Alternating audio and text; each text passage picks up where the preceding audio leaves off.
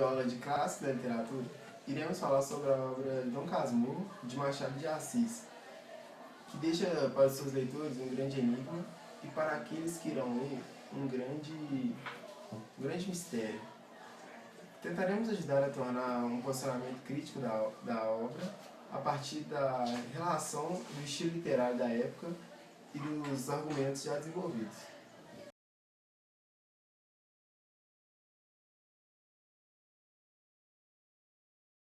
A história é narrada por Bentinho, personagem principal, que trata-se de um homem de 60 anos que supostamente tem muito o que contar. A história tem como tema principal o seu relacionamento com a jovem Capitu, a vizinha que viria a ser o grande amor de sua vida. Moço rico, Bento vive sob a proteção da sua mãe, Dona Glória, que a partir do momento da perda do primeiro filho, jurou que o segundo seria pátria. E então, no seminário, Bento e Escobar se tornam melhores amigos, e juntos os jovens conseguem convencer seus pais a serem tirados do seminário. Com isso, Bento se forma em Direito e se casa com Capitu, onde a melhor amiga dessa, Sancha, acaba se tornando a esposa de Escobar. A felicidade de Bento se completa, mesmo depois de muito tentar, com o nascimento de Ezequiel. No entanto, uma fatalidade acontece e muda o rumo do grupo de amigos. Escobar morre afogado, que durante o velório, Bento percebe um comportamento estranho da esposa, que até ali não teria nada suspeitado. A partir desse momento, outros indícios se juntam ao primeiro, e o maior deles é a grande aparência entre Ezequiel e um amigo morto. Obtida essa prova viva de uma suposta traição, separa-se e envia Capitu e Ezequiel para a Europa. E dentro de muito ocorrer, Bento vive em estado de relativa exclusão e coloca uma enorme dúvida entre os leitores sobre o que aconteceu de verdade, se a traição aconteceu ou não.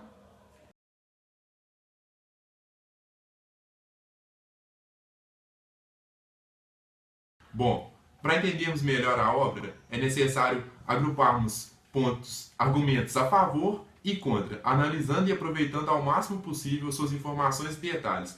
3 pontos são cruciais para um bom entendimento. São eles: a sociedade da época, o estilo literário e os intelectuais. Então, vamos lá.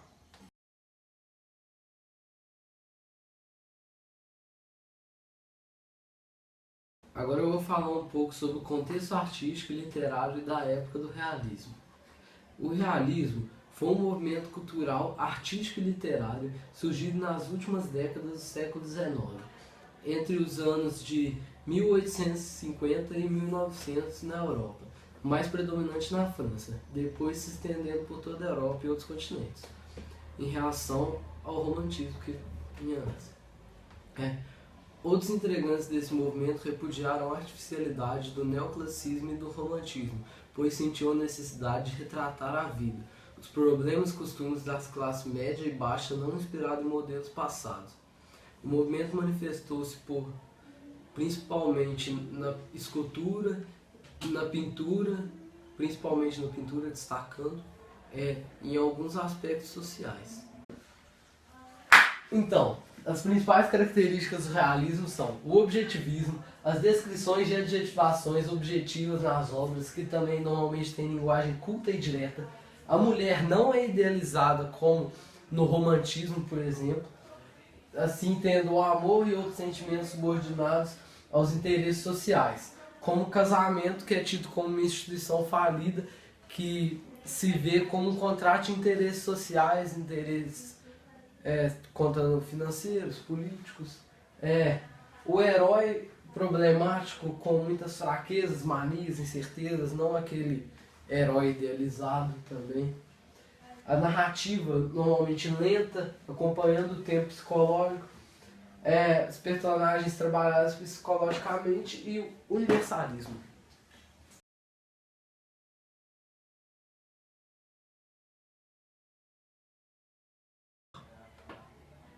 Bom, nós separamos alguns argumentos para tentar comprovar que Capitu realmente tenha traído Bentinho. Alguns deles estão descritos na obra e nós separamos 3 principais. O primeiro é o fato da semelhança entre Ezequiel e Escobar. O segundo é o fato de Capitu e Bentinho terem muitas dificuldades em terem filhos, e por isso talvez Bentinho tenha pensado que Ezequiel não fosse seu filho. O terceiro é a maneira como Capitu sofre com a morte de Escobar. A obra Dom Casmurro, de Machado de Assis, é uma obra realista, o que nos fez pensar que talvez Capitu realmente tenha traído Bentinho, porque nas obras realistas, as mulheres não são idealizadas e puras e perfeitas como no romantismo. A mulher do realismo tem defeitos, o casamento não é como se espera e o amor não está acima de tudo. Então, podemos pensar que talvez a intenção de Machado de Assis tenha sido realmente quebrar com esse paradigma de uma mulher perfeita e idealizada que era descrita no romantismo. Apesar da obra ser realista, não podemos afirmar com certeza que Capitu traiu Bentinho, pois Machado de Assis deixa o mistério oculto. Então, talvez devêssemos pensar que pessoas mais realistas acreditam na traição de Capitu e pessoas mais românticas acreditem na fidelidade e no amor de Capitu.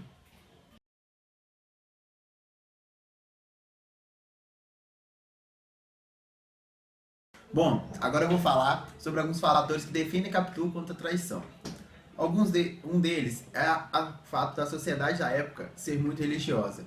Também ao fato do Bentinho possuir um caráter inseguro e muito ciumento. Outros fatores que a gente pode citar também é a falta de provas e também de testemunhas para comprovar o fato.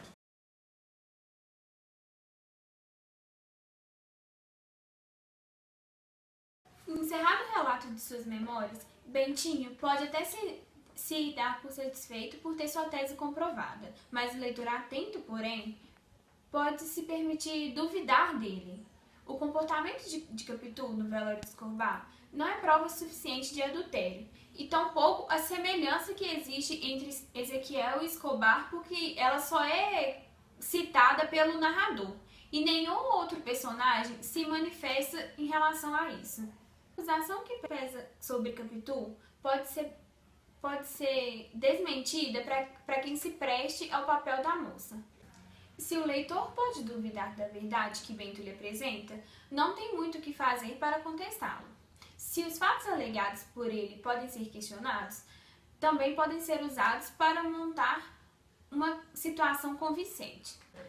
E enquanto os leitores se envolvem em incansáveis e intermináveis disputas a respeito da atribuição ou não da culpa de Capitu na traição, muito provavelmente Machado de Assis se diverte, e o motivo do seu riso é a própria discussão do conceito de verdade, que é um tema que transcende todos os conceitos de verdade, que está envolvido em todos os relacionamentos humanos e no comportamento.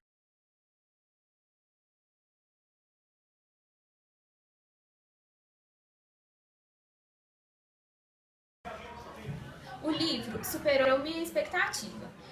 Primeiro, por ser um livro de época, eu pensei que ele seria chato e sem sentido, e que não entenderia muitas coisas que Machado de Assis gostaria que seus leitores percebessem. E isso não foi verdade. O amor de Capitu e Bentinho é extremamente real e atual, repleto de ingenuidade e promessas, o que me fez adorar as cenas de amor que apareceram nesse livro. Segundo, por já conhecer a escrita de Machado de Assis, eu havia imaginado como seria mais ou menos a escrita de Dom Casmurro, e me preparei para uma leitura bem pesada. Eu não minto, foi uma leitura bem pesada sim, cheia de termos complicados, mas foi bem mais tranquilo pela curiosidade que me deixou.